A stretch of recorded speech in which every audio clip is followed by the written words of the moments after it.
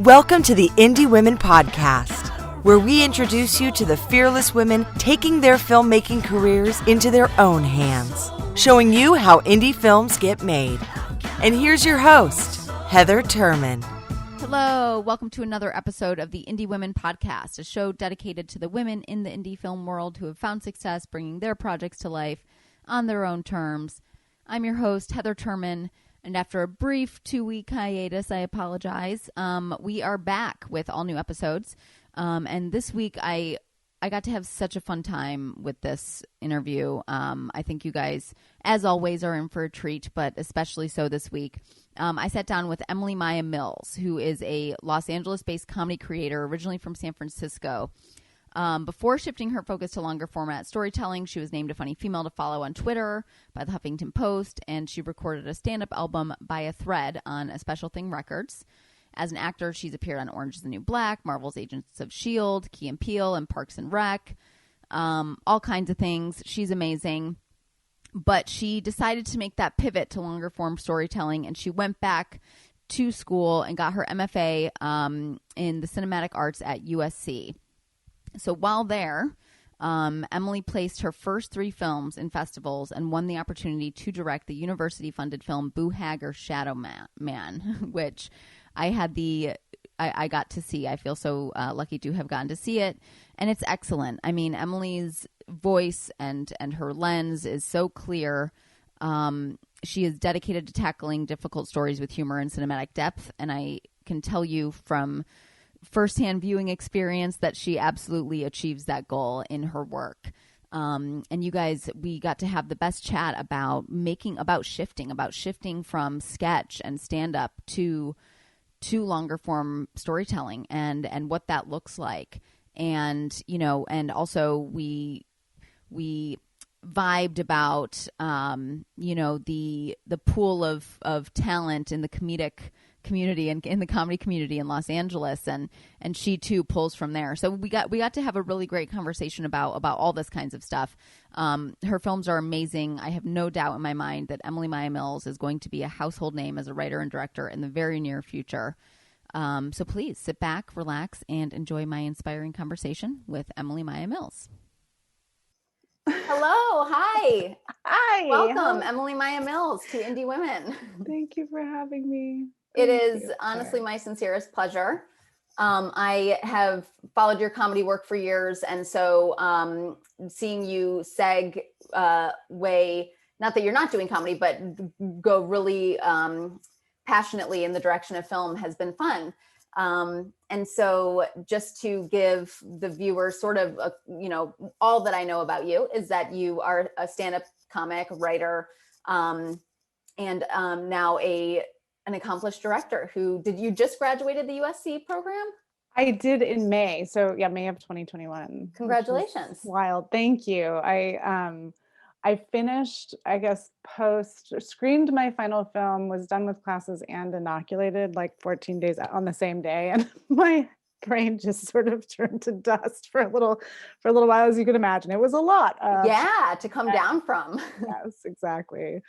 A little took quite a bit of decompression to be a person again, but it was totally it was a wonderful, it's a 3-year program, which is already forever, and turned into 3.5 with COVID, because my thesis, which I had been prepping for a year, was obviously caught in COVID, and I would have been shooting May of 2020, so I would have been working on post through that summer, and I would have been done earlier, but rather than doing that, obviously we weren't shooting that summer, and wasn't working on post. Needed to figure out what my final project was going to be then as well. So it couldn't have worked out better, I think, considering. Okay, that's good. Yeah, considering exactly. Yes, so, yes. And as you say that, well, first, I mean, how did you make the decision? Did you go to undergrad for film, or did you go for something else? How did you make this decision? I went to undergrad for acting, specifically at Emerson. So it was a BFA. So I had this theater training background. I definitely came to LA. I had done comedic roles in high school and college, but I didn't start doing comedy until I got to LA. A lot of my comic friends who came up in San Francisco as comics, but I'm from there and I didn't start there. So there's that sort of, it was fun when they all started moving down here because there's a little bit more mulching of the. Sure. There was a while I was here and never would I ever see anyone from San Francisco in LA. It was just like, there was never an exodus until much later through the comedy scene, which was fun. Yeah, I feel like I have met so many people in comedy who hail from San Francisco, and Yes. everybody talks about it like it is the greatest place to be an artist, or at least it was at one point. It was, yeah. Yeah. Past tense. I mean, everyone's priced out right now. It's a very different city than it was right now. I hope that San Francisco always has its sort of like Phoenix rising, pattern to it's like any city. Hopefully there will be a time when art is more easily fosterable there. It's that there's a real situation with the real estate in San Francisco, and a lot of artists can no longer live there, and certainly comics. I mean, the scene was great there for a time. It was really, the comedy scene was exceptional, and a lot of those venues, I just remember doing these great runs in there was a little tiny Cynic Cave. It was a little tiny hole underneath a Lost Weekend Video, which was a video rental place in the Mission, and it was you could touch the ceiling, and it was true theater seats, very cozy. That type of space, obviously, there's no longer a video rental store in the Mission because it's all little shops that sell vintage typewriters and maybe, a handmade smock or something. Right. It's very different. Yeah. These days. Yeah. Well, I'm glad. So you didn't do it there, but you started it here. Yes. I started comedy in LA as well. And that's always a strange thing for people to wrap their mind around, because most people start it elsewhere and sort of find their voice and then. Which I would advise. Yes, absolutely. Absolutely. It was a hard journey for me, and it still has its challenges. So, for sure. But, so you went to Emerson, and got a degree in acting, and you were doing stand-up, acting maybe a little bit. When did you realize hey, I've got a fucking eye. I know how to bring, when did that all come to be?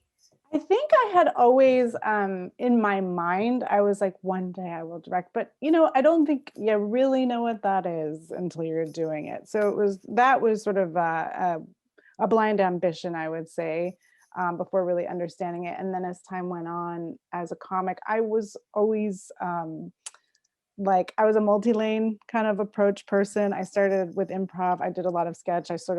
I could have focused more specifically on character stuff because that was sort of my wheelhouse. I did one-woman shows, and then stand-up was calling as well.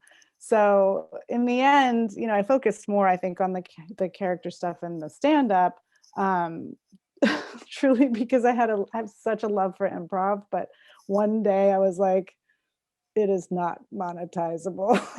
It's it will never be monetizable. I have to focus on, I have to narrow my focus a little bit, and I just have to pick. And that's sort of how I ended up focusing more on stand-up and character stuff, which I love.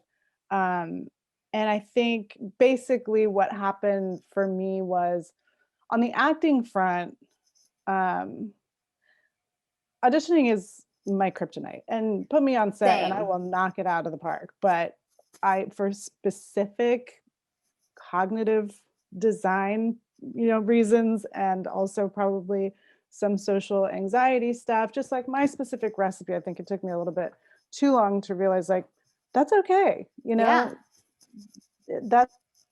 That's truly, it's unfortunate that that's part of the game. I'm very good at acting, but I'm also ultimately a storyteller. So, even when I was doing lots and lots and lots of sketch, for me, it was an opportunity to make tiny plays and write short scripts, so that being the overarching sort of umbrella for everything that I was doing became more clear. And at a certain point with auditioning, I was I feel like I'm a UPS driver delivering my body all over the time. Totally. I think I have, there's more value to my time. I really just became convinced that wasn't the highest vibration for For you. my time on the planet, and I had always wanted to direct, and it was one of these things I knew I wanted to do. It partly, the commitment to the program was like, let's get off the road with this running all over the place stuff and focus on storytelling. Mm-hmm. I did so much live performance and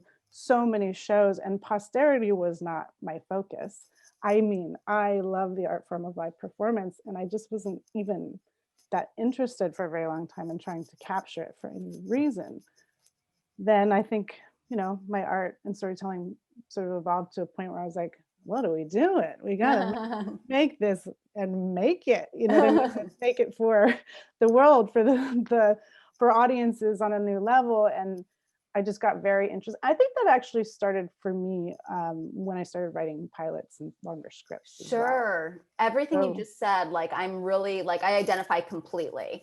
Yeah. The transition from, because I wrote like video sketches and stand up and all that stuff, and I love it. But there became this like need to express myself in a deeper way that didn't have to necessarily, that would offer like a little more like poignant observation, and messages that a simple setup punch, doesn't really. Right. There are certain artists, certain stand-ups who do that really well, but that was never my thing. And so, writing scripts really changed my perspective of the power of storytelling. Yes, and more what I call more complete storytelling. I think Yeah. that's something that like was attracting me at the time, and was something that I was really interested in focusing when I got there, which is complete storytelling, meaning completely dimensional. So yeah, exactly what you're saying. You stand on stage and talk to a microphone, which I love. Like top of my list of things in the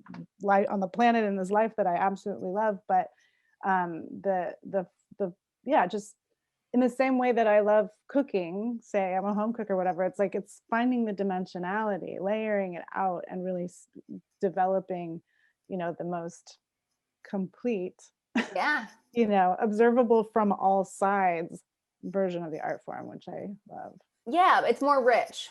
It's Mhm. richer, and I think it because stand up and talking into a microphone and all that is energetically amazing for everybody there that night.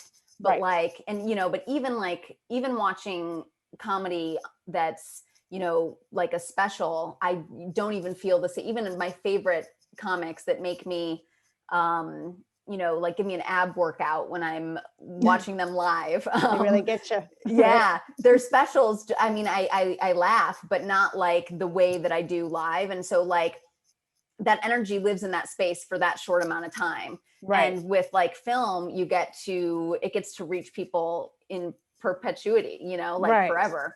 Right. So. Right.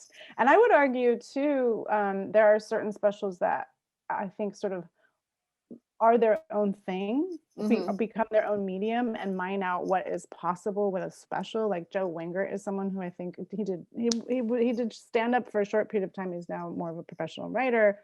But when he got to do this Comedy Central special, his background had been mostly improv for a very long time. And he was able to put together something that was just so uniquely him, his voice. And it was one of my favorites. It just wasn't standard at all in terms of like a Comedy Central special, but it was so creative.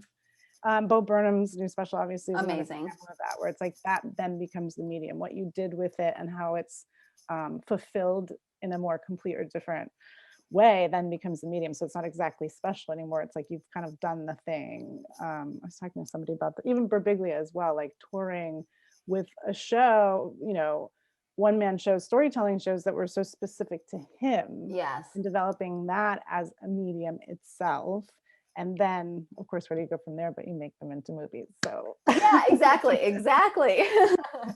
That's exactly it. I love all that, and I love the thought process of how the realization that improv can't be monetized.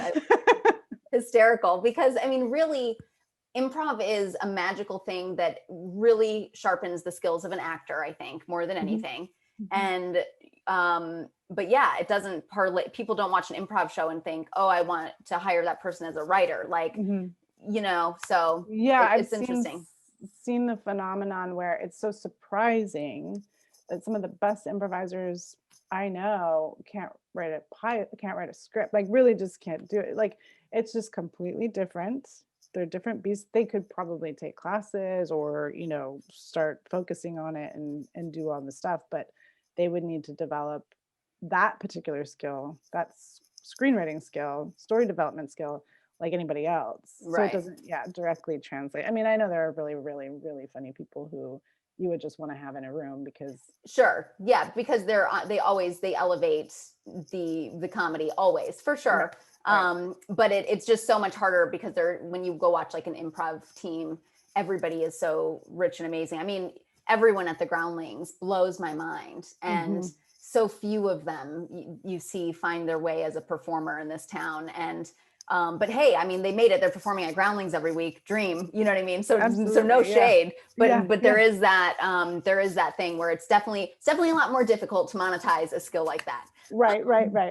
Yeah. And you kind of get out there, or at least in because I'm, mature for this sort of career change in a way. And I got to be in school with a lot of people who I'm just seeing how it was sort of like, I was always like, I feel like some people kind of got the answers to what to do. And I was always kind of going, what are you supposed to be doing here? And it's true. I mean, they did. And some people are being told and trained at a young age, like, if you want to focus on writing, you're going to need these scripts. And here are the skills you're going to need to be able to create those scripts. And here's what you're going to do with them afterwards. And that's where sometimes, you see successful, funny people out there that you've never met on the open mic scene or Right.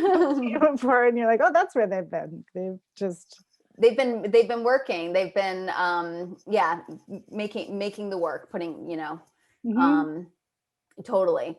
It's a different way of spending time, essentially. And like the pandemic was interesting because I not only finished the degree and like some projects, but my writing partner and I got hired to write a couple of features. Amazing. For hire. It was amazing. It's been amazing. And these are non-union. So we weren't WG. She is now, but we weren't WG at the time. So this was like through contacts, two different couples one's like kind of married to a rock star. This was his idea. She was sort of overseeing this.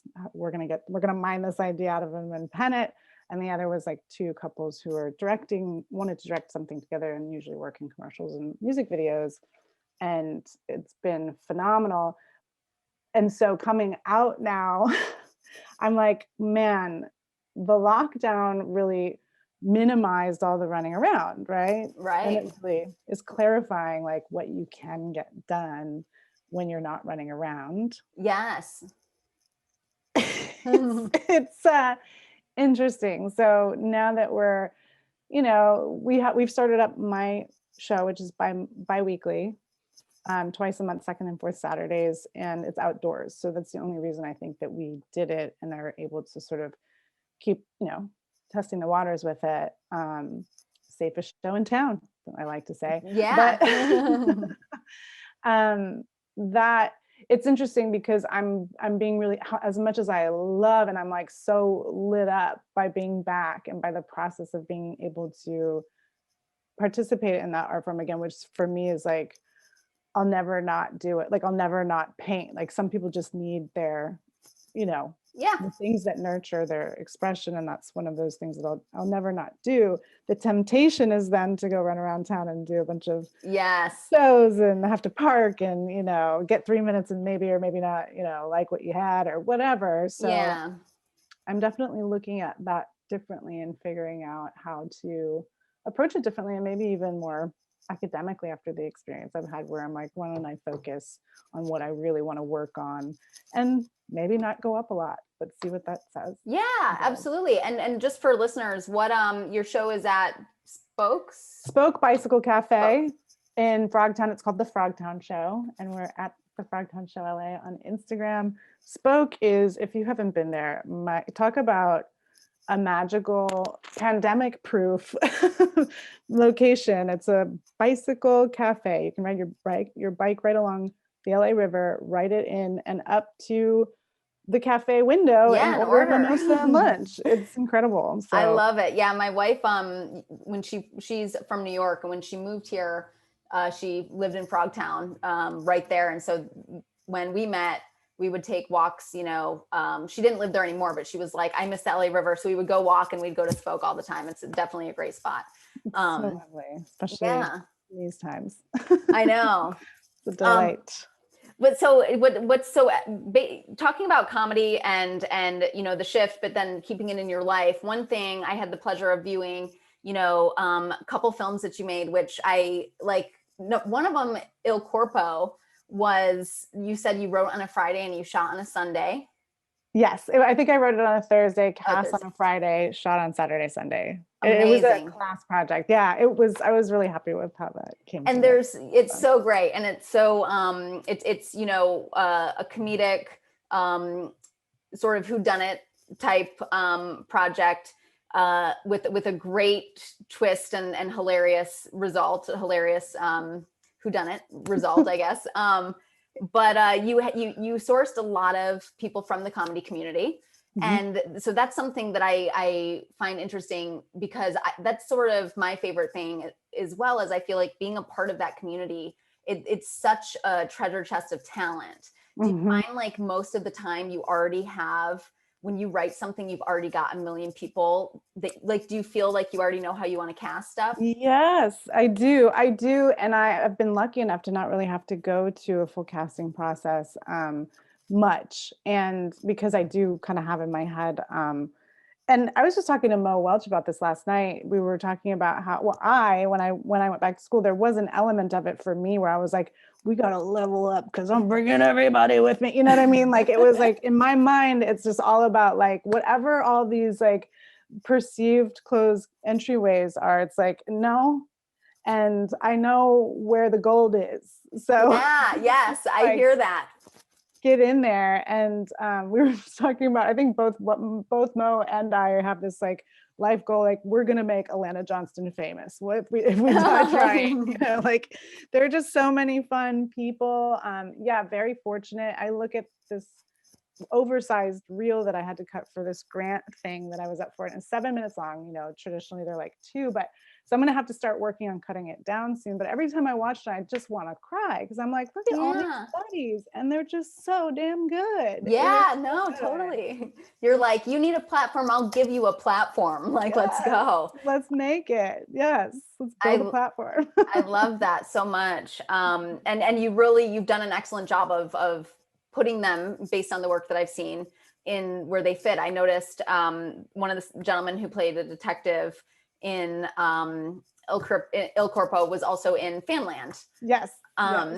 He was. Yes. I that was funny, because I was like, oh, you're a Fed now. You're a detective here. You're a Fed now. It's very cute. That's Kevin Kamya, who's one of my favorite comics, and he's someone who's just like murderous. He's so funny. He's so damn good. If you've ever seen him or get the chance to see him do stand up, he's so freaking good. And to be able, and Will Hines as well is just one of my all-time favorite people and performers. I think he's just such a genius, and to be able to be like, and they had never met before, so to be able to like pull them in and put them in a room and like just go, because you guys are partners. Like, you didn't know each other, but you guys work together. And they knew exactly what to do, and they were off and running, and it's so lucky. I think that's a bit of it too, and I think that's probably like, let me know what you think about this too, is like part of the magic, or they say 90% of a successful performance is the casting, right? So casting is a thing. It's a knack. It's something that I actually think I'm pretty good at it. I think I've always kind of been able to sort of see what I think people should be doing, and there's not a lot of opportunity unless you're making something. So it's been really fun to be able to be cooking on something and kind of knowing I got something for this. Yeah. I mean, I think the best directors absolutely see people in a way that, and the same for casting, right? A casting director obviously really sees people really well, but directors, it's imperative. Like, it is such a skill. And I think one of the things, there's that stigma of like, so many directors tend to just focus on the technical, which, don't get me wrong, that's so important and it's part of it. But the other part is the talent, and is pulling those performances, and it's a chemistry project of mixing and matching, and, Yes, Yeah. yes, absolutely. And that's the fun of it. That's, I think, was one of the most fun revelations to me in getting to school and realizing, you're going to be confronted with the camera jocks, what I call like camera jocks, or the tech, just anyone in any field who's very focused on the technical aspects of it can be intimidating, right? And you get a lot of that around camera. And Brings out so, imposter syndrome. yes, yes, yes, yes. And so that first semester, just we had to make a few films, and it became immediately apparent to me that and sweet people, but the camera jocks at the end like couldn't tell a story, and you're like, oh man, if I had had someone on this short that I made that's a little blown out and inconsistent or whatever, but the story's there, and man, it hit, and it was so fun and funny. Like I was a lot less, felt a lot less like I was wearing, a lot less imposter syndrome, I guess. I like Sure. Yeah. didn't feel like I was sneaking in the back door. I was like, oh, Yeah. this is the most important thing.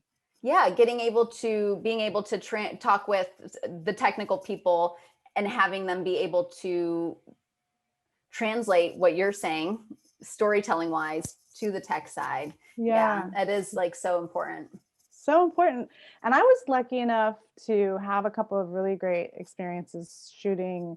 I finally had a really great DP experience where like I hadn't quite, in the first few years, I hadn't quite had that. I'd had some successful, fun things that we made. And then I had a couple of experiences where I was like, oh, this is what it's like when you barely have to say a word. And yes, gel is a great way to put it, where there's like this sort of simpatico relationship, and it felt so wonderful to find that. And then in addition to that, I started throwing myself into DPing positions if I had some credits that I needed to pick up, or if I was going to, volunteer on someone's set. When I was like prepping my thesis, it's like I got to get out there because I'm going to need favors, and I would work camera department or second AC kind of thing. I did a couple of virtual productions when we were in lockdown, and then my film Boohag, which I think you saw. I think I yes, sent to you, yeah, which we did in quarantine. I had a full crew on Zoom, but it was just me on location, so I was able to work with the camera myself. Wow. Okay.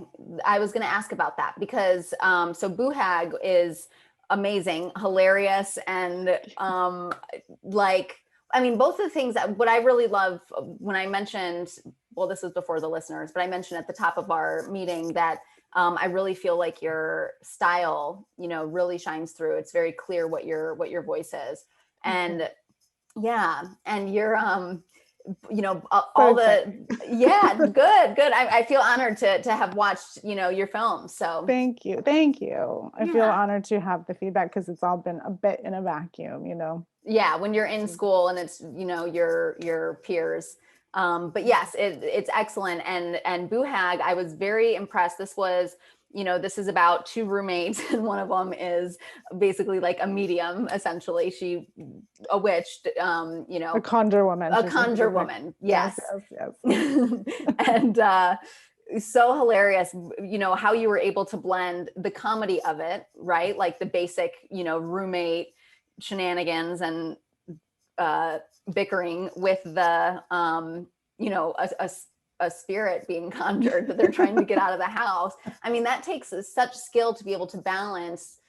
I mean, horror comedies are a really hard genre. And I think a lot of people try to do them, but they don't do them effectively. Mm-hmm. Do you feel like, not that it was a horror, but kind of, it had those elements. Yeah. Do you feel like trying to tackle things in addition to, do you like to try, I know you said that comedy was kind of your lane, but like, yes, but I really love and have been specific the whole time with like, I'm making what I call serious comedy, which to me is like, it's rooted in dramatic stakes. It feels like a film. And what that's led to is my realization that I have this love for genre, because as you know, like Il Corpo is sort of this mid-century, Italian mid-century, like I love tackling, I feel not intimidated by genre. So if I can find a way to make, all of that work. I'm going to commit to the stakes. I'm going to commit to the realness of and honor the genre. And then I'm also going to be, obviously delivering on the comedy and finding the funny in it. And to me, it's also really important. Like this all kind of started because I had missed and been such a fan of, comedies of the 80s, 70s and 80s where like they were allowed to be films first. Yes. And then it seemed like we kind of got into this two-dimensional sort of point and shoot, high gloss. Yes, that's what I say. Comedy. Comedy became so glossy. Mm-hmm. So, and like, I felt like I was always screaming to the ether, being like, you can do silly in a real way. Why is nobody doing silly in a real way anymore? Or like over the top in a real way. So I totally identify with that as well. Yeah. Yeah. And I realized something recently, this is a little bit tangential, but like just the other day, I realized because I'm sort of working with someone on, we're planning a shoot. Someone brought me a script, someone from the comedy world, from the UCB world. And it was funny because as we were talking about script and we need to do some work to make it, now with this experience, having shot a lot of films, I always have to ask, like, why does this have to be a film? Like, what, if it could be a stage sketch, we don't need to shoot it. So we got to make sure we know why we're making a movie today. And absolutely. Part of that I realized very recently was that it's story, right? Like sketch never had or doesn't have the same responsibility to story, right? A story is like a character wants something very badly and is having trouble getting it. That's something that you have to honor or you don't have a story. And then sketch just doesn't have the same requirement. It's got to be funny. Yeah. So I realized for myself after spending so much time in, the sketch world that I'm like, that probably has always been a hard truth for me that I was not necessarily honoring. Sure. Yeah. And it's so funny that you say that too. But I bet you all that sketch time probably really helped you as a storyteller in a way, because what it does is it teaches you how to heighten the stakes, because a sketch, right? It's just like heightening the joke, really. Right. And to be succinct. Yeah. Beginning, middle, and end. Yeah. How to get in and out. Yeah. A lot of fat. Yeah. It was definitely good training. I'm so grateful for it. And I'm grateful for the fact that I did it, so much of it for so long, not totally getting it. You know what I mean? Yeah. Like, I mean, you're learning. I had to work that much harder to make it make sense for me to be fulfilling. So yeah, I was always pushing things and kind of always hanging out in high concept land and always wanting to make things mean something. And, it's just not always a requirement. So it's like, I got to do it against the current, I guess, or it was like running with ankle weights, as I like to say, where it's like, it wasn't, had I been like a super natural sketch writer, which I did and did well for a long time, but I wouldn't call myself a natural, I could be writing on late night or something. And I don't know that would be my path. Based on your films, I don't think it is your path. I think you're on your path. Right. Not that, I've never seen, I'm sure you're an amazing sketch performer and writer. I just meant to say that I like what you're doing with the full storytelling. Yeah. Thank you. And I love it so much that I would only say that like, it all feels very on the path, natural, like with the current, versus like, I just remember all the years I would be like asked for a sketch packet or a sample, like a late night packet or whatever. And it just seemed so like, the last thing I wanted to have to do. And it was always just so like against the grain for me. Yes. I feel like I'm really talking to of such a version of myself. Like I same exact thing. It was not my forte. I would fight and I would get them done and I would hand in what I thought were like solid sketches, but it didn't ever come wholly natural to me. And I was always more interested in, like you said, like wanting it to say something, or, I wanted themes. Why? Yes. Why are we saying this? Yeah, absolutely. I love that. I do want to, because I know I sort of backtracked, but I had just wanted to talk about genre when you brought up Boohag, but also with Boohag, you mentioned that you filmed it in COVID. So I was going to ask you about the crew aspect, because I noticed on, the little info when I watched it on Vimeo, it said that it was shot in a COVID safe environment with just the director and actors. But then I'm watching it and I'm like, but there was a DP, like, you know, so it was you. Well, no, my DP worked remotely and she was actually able to, so it was wild. I mean, it was absolutely crazy. So we had full prep, full production crew. Everything that we planned, Kat and I planned together. You know, she was, we had a virtual gaffer, which was just like our producer kind of being there for her if they needed to talk quickly about what the light change was going to be so they could communicate to me quickly. But essentially I was a puppet. And we ran that room through Zoom. We were shooting on a Black Magic and we had what was called an ATEM switcher, which I think is originally for like live TV Gotcha. and switching, but it allowed us to run through the switcher. It allowed Kat to be able to actually like watch the histogram, and she could pull focus. And she could set focus. She couldn't pull focus well because it was too glitchy, but she could set focus. So that helped like if I was doing something else, obviously.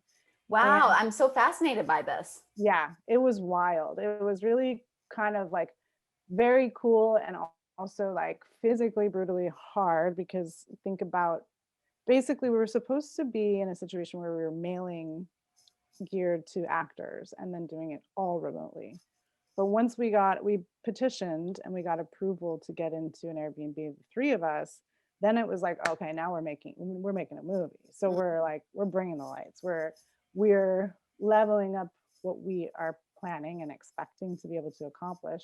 But then, you know, I had to gaff and grip and production design. You had to show up and production design it. Yeah. And it's excellent production design. Yeah. So good. Now those gals, there were incredible production designers from FITM and also our costume designers. And they worked their butts off, pulled everything, designed everything. And again, and they're just telling you get there and they're like, hang it up to the left, put it here, line them up. Yep. Yeah. Cool. Yeah. And like making all of the calls and decisions about, you know, doing all the continuity. And I will say though, that there was one aspect, as you can see in that bedroom, that wall was not black. We brought swaths of cloth and blacked out the wall. Gotcha. So that was one element that like I just had to do, and they just had to watch me. It was wild. It was like some of it was as stressful for them as it was for me, where they're like, I wish I could help, and I just can't. Yeah, totally, man. But that is, I mean, it's insanely impressive. Yeah, because I mean, I've watched some stuff that people have shot during lockdown remotely. Some of it's really good and some of it's really not. And not, you know, it's many challenges, and you really pulled out something. I mean, it's crazy. It's crazy. We went full tilt. Yeah. It was really crazy. And it's kind of, we laugh because it's like, it's not like a repeatable skill, really. It's not like, you know, at the time, SC did not get approval to go back into production the way the rest of the state was greenlit, but since it was an educational institution, it was considered education, not production. And they never got greenlit. So they are now in this semester able to do protocols, but last year it was a hard no. So it was, you know, like I'm very grateful in many ways for the fact that production is always going to be, someone once told me, it's always a knife fight.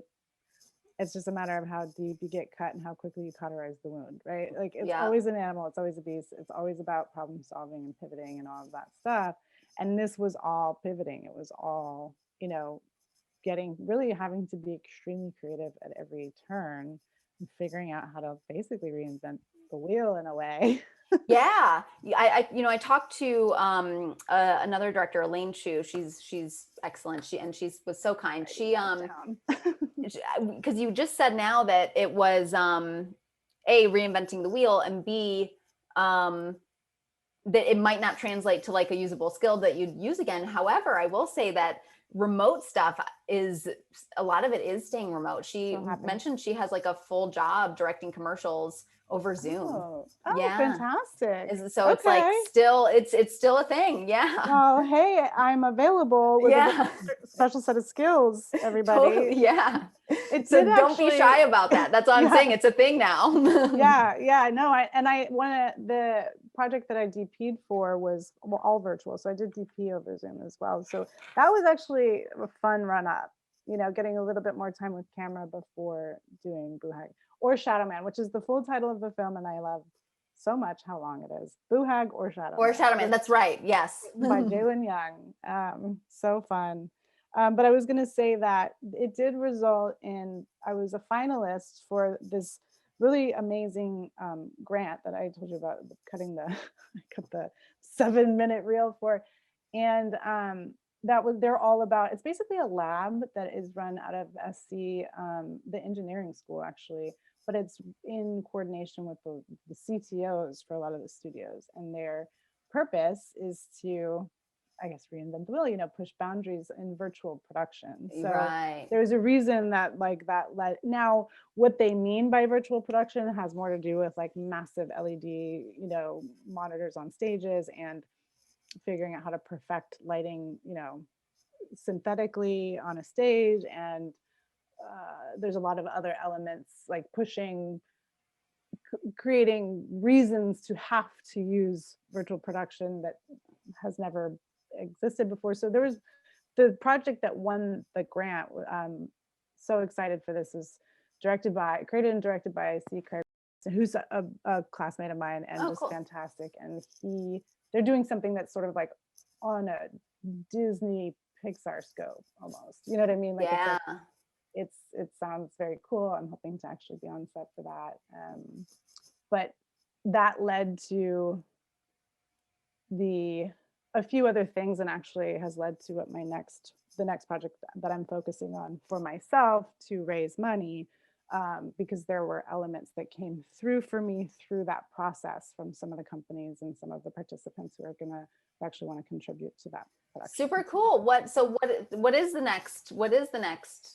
Well, right now I'm hoping, and I've already been fortunate enough to be presented with a project that was just kind of for hire. I get to shoot somebody else's project. I shot with an actress who was in El Corpo, Lindsay Ames. That was a concept of hers, Okay. a true story that we got to sort of mine the funny out of. And it was so fun. Speaking of groundlings, we got Carrie Aisley to play her mom. It was such a fun day. We shot one day. I hope to be able to continue to do these little projects that aren't, kind of on my dime. My goal is to like no longer ever spend a dime of my own, Right. if that's possible. And so I hope to be able to continue to do those. I have another one on the docket. And then what I'm focusing on, so my thesis, if anybody ever wants to just help me with that, is a muscle car road comedy, which is not what I'm going to focus on in the short term because it was pretty big in scope. But the concept that I originally pitched for the grant is I'm very excited about, and that is what I'm going to focus. Basically, what I was told at the end of that process was that one of the CEOs for one of the camera companies was really into the project and they would be willing to contribute. Amazing. Thank you. And then the organization itself has a luxury vehicle that I'm hopefully being. So they were like, find the rest of the money and you have these elements, and that's what I'm going to focus on raising money for in the short term. Amazing. I would love to shoot my thesis, but I think this is just a little bit more achievable in the short term. And is this a feature? Is it what? This would still be a short. It would be cool. Yeah, it would probably be about 10 to 12.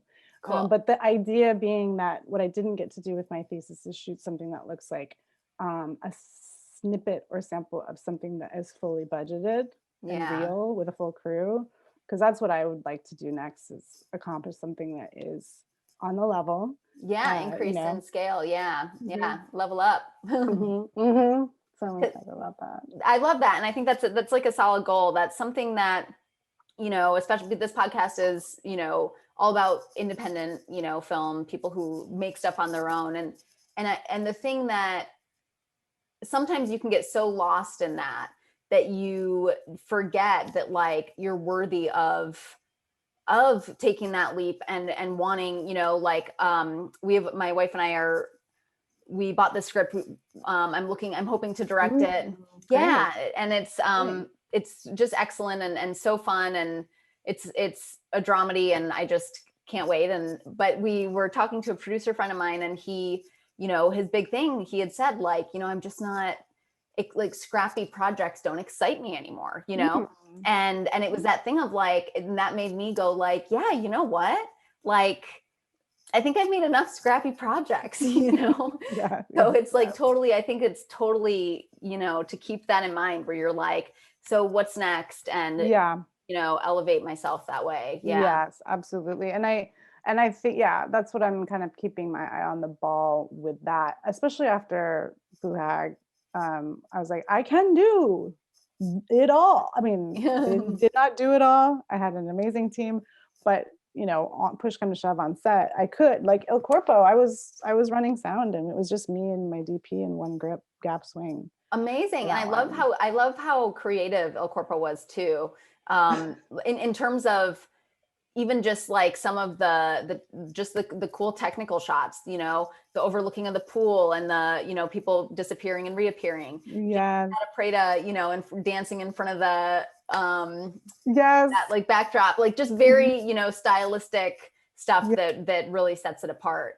Thank you. That was really just fun. It was actually for a class, and I mean, it's the most valuable class I took at USC. It's the least amount of time in a classroom. It's literally like, it's called advanced directing, and you have to make 7 films. Oh my gosh. Semester. Oh my gosh. And I had actually, Fanland had been my summer extracurricular project that summer, but it got pushed, production got pushed. So I actually shot that the first week of school and then made 7 films. Oh my God. It's kind of like the Iron Man of, you know, or the Iron Chef of filmmaking. And I was, you know, intimidated by it. Obviously, I didn't know if I would break. I did break my knee at the very last day. But, oh my gosh. But I was like, if I want to be a director, I feel like I should not say no to this, like that I should take this class. And that was actually genre. So that each assignment was genre based. It was like you get a prompt, a word, and a genre. So that was actually Italian mid-century.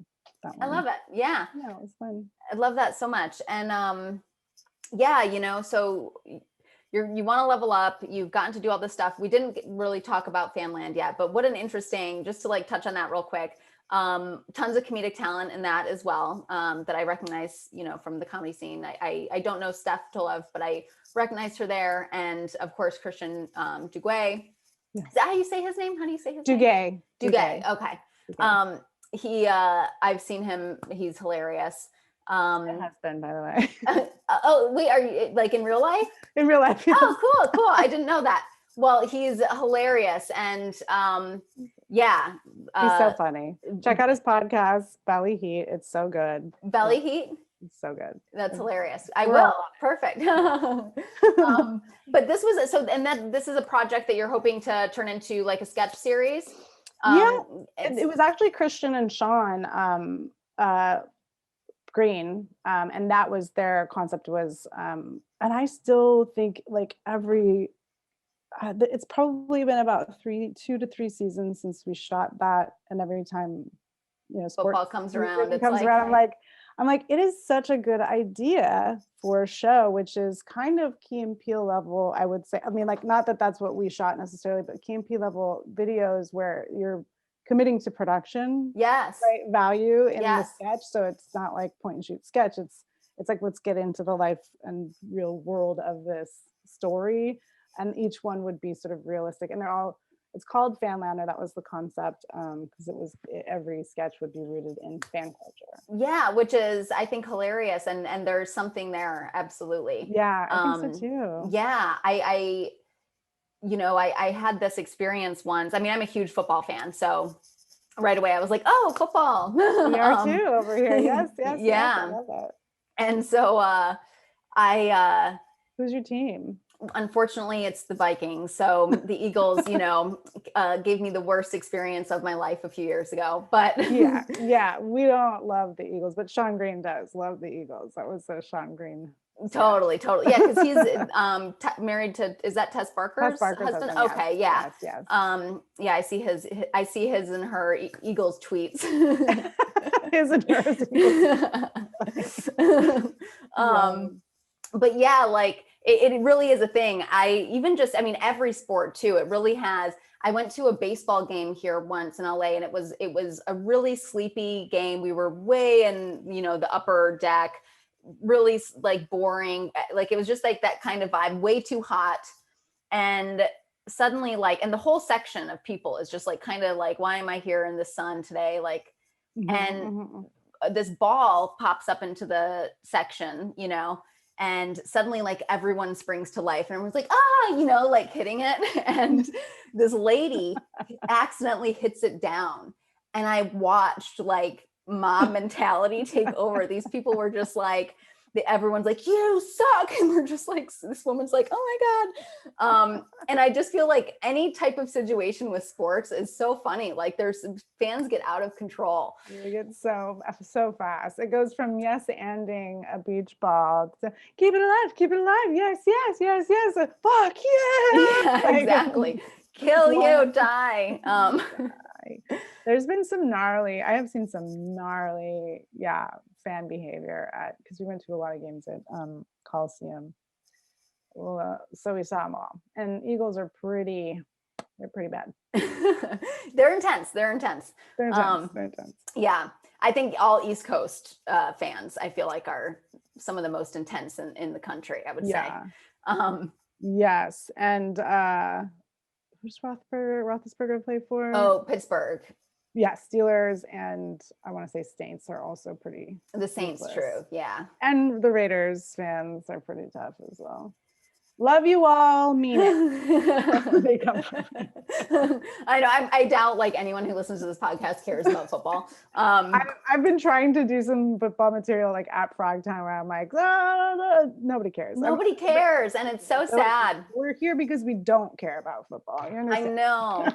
I wrote a female football feature about it's very much like Little Giants, but like with it, because at my high school we had a female quarterback. Great. I know, but she was the backup, but she still was a female quarterback, which That's is really huge. rad. Yeah, and back then, blew my mind, and so I decided that I wanted to write something, like she lost the state title game in high school, and because of an illegal hit or something like that, and wanted to, couldn't really recover, and so what I did was I had it's basically like an Amy Schumer opposite Ronda Rousey, broad comedy, but Ronda's character was just a big girl, and so she was like a linebacker, and Amy, and so there was all this hoopla about these two women playing football. Yes. And so Ronda, there was a flea flicker, and she hits Amy early. We'll just call them Amy and Ronda. Hits her early, and she can't recover. Cut to 20 years later, and she's ESPN wants to do a doc thing for Ronda Rousey about it, and Amy won't participate unless she replays her in a rematch. So it's like Bad Moms meets Little Giants. Fun. I'm like, that would be so fun, but with a little bit of Mare of Easttown, right? Yes, absolutely. Yeah, that edge in there. That's so fun. I believe it or not, I had wanted to and had pitched and wrote, I think, an outline for a female football story as well. Good. I was like, what is it? Any given Sunday is like, we can do better. It was maybe the last movie, and it's like, we can do better. Absolutely. What it accomplished was the feeling of being on the field, and there was a lot of good in that. But story wise, you're like, we could do better. We can totally do better. And that's so funny that you also, because I don't know but I was going to share that when I was pitching it for a short, I think it was a short film writing class or something, some requirement, and that I think I had two different professors go, but you mean like as a kicker? And I was like, no. They're like, yeah, but that wouldn't happen. And I was like, okay. I'm not going to have this argument with you. I know. That is happening. What? He's like, but not professionally. I'm like, okay. Well, we're very close, and this is a story that I think would be very interesting. I had a gal in my high school, and I think I'm, you know, probably a little bit ahead of you, who was on the football team. It's like, Yeah. it's a strange denial. Yeah. And it's that thing where it's like, how about we get some stories like this out there to motivate young girls to say, you can go try out for football. Yeah. Because like, now of course, we there's have, not that many because they don't know they can do it. right? We have a defensive coach, right? 49ers. Yeah. I'm getting there. Pretty rad. And a official too. Oh, right. Yes. Yeah. Yeah. Okay, I'm so sorry for, you know, I know we veered off here into football, but that was great. Thank you for talking about that with me. We, you know, should start wrapping up here. So you've talked about the next projects that you're working on. We got to plug your Frogtown show, which I'm thrilled about. Can you just share, like, as far as your directing journey goes, what would be the ultimate, like, dream job for you? Are you like, do you want to do TV? Do you want to do features? Like, what's the ultimate dream / goal?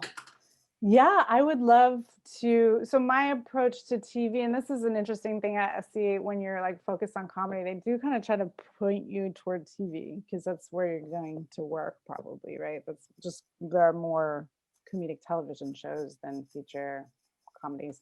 But I was like, I'm not letting go of my commitment to the practice of comedic filmmaking because A, I don't see myself not doing that, and B, my whole thing is that I want what I'm trying to do is what I call cinematic comedy. Yeah. You know, so I want to, even if I were doing TV, I would want to bring into that, you know, the cinematic integrity of filmmaking. And I feel like one cool thing is that, like, I really do have, not to put all my eggs in uncashed baskets or whatever, but like with the features that we've been writing, I feel like they have potential. It would be great to be able to, you know, sell a script that I might not necessarily direct, but would, you know, potentially lead to being legitimized enough to be able to direct the next one. Direct the next one and or start directing episodes, which I think would be definitely very fun and cool. And I just binged and finished Hacks, and for a while I would say Hiro Murai was like my best like hero in terms of the tone of comedy and like the, you know, and sort of commitment to the filmic storytelling that I had, the best example I had. But now, having watched the whole season of Hacks, like, I've always been a huge fan of Lucia Anello and obviously Broad City. This is next level too. It's just like, I might not have shot a show like Broad City, just I might not ever be that fast paced or sort of like quick and but or, you know, like joke forward, which is the ultimate like value of that show. It's so good. I don't move that fast. My jokes aren't that quick in terms of my rhythm.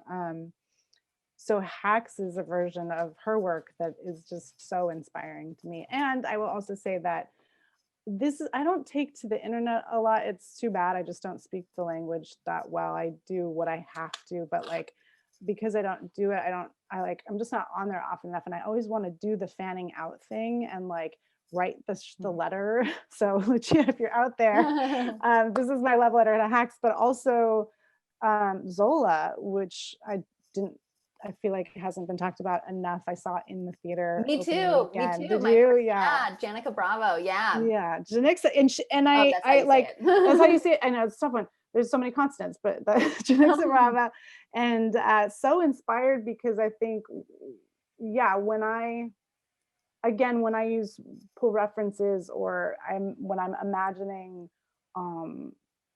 you know, pulling stills or samples in my mind of things that I'm, you know, storyboarding or the visual texture of something I'm trying to accomplish, especially in the filmic stuff, and especially with D and the Z, which was the thesis that got, you know, sort of paused.